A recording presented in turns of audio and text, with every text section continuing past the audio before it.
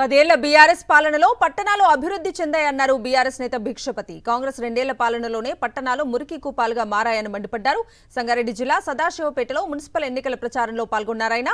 సదాశివపేట మున్సిపాలిటీలో అన్ని వార్డులను కైవసం చేసుకుంటామని ధీమా వ్యక్తం చేశారు. 100% సదాశివపేట మున్సిపాల్లో మా ప్రభాకర్ నేతృత్వంలో ఖచ్చితంగా టీఆర్ఎస్ జెండా ఎగరబోతా ఉన్నది. ఎందుకంటే మేము ఎక్కడ ప్రచారానికి పోయినా కూడా ఎవరు పబ్లిక్ని కదిలించినా కూడా కాంగ్రెస్ మీద విపరీతమైన కోపం ఉన్నది. వాళ్ళు 6 గ్యారెంటీలు ఏదైతే విస్మరించారో దాన్నే వాళ్ళు ప్రస్తావిస్తూ ఉన్నారు. మాకు ఒక్క గ్యారెంటీ కూడా అమలు చేయలేదు, మేము ఖచ్చితంగా కేసీఆర్ గారిని గెలిపించుకుంటాం, ఇక్కడ టీఆర్ఎస్ అభ్యర్థిని గెలిపించుకుంటామని వాళ్ళు కరాఖండిగా చెప్తా ఉన్నారు. అదేవిధంగా ఇక్కడ ఉన్న కాంగ్రెస్ అభ్యర్థుల మీద ఎవరికి కూడా ఇక్కడ ప్రజలకు నమ్మకం లేదు. ఖచ్చితంగా మా అభ్యర్థులు ఎవరైతే బీఆర్ఎస్ అభ్యర్థులు ఉన్నారో వాళ్ళందరూ సేవా గుణం ఉన్న వ్యక్తులు. వాళ్ళు ఖచ్చితంగా మాకు సేవ చేసి ఇన్నేళ్ల కాలం కూడా మాకు సేవ చేసి సదాశివపేట చాలా డెవలప్ చేసారు టీఆర్ఎస్ ఆధ్వర్యంలో. ఖచ్చితంగా మేము టీఆర్ఎస్ని గెలిపించుకుంటామని వాళ్ళు కరాఖండిగా చెప్తా ఉంటాం.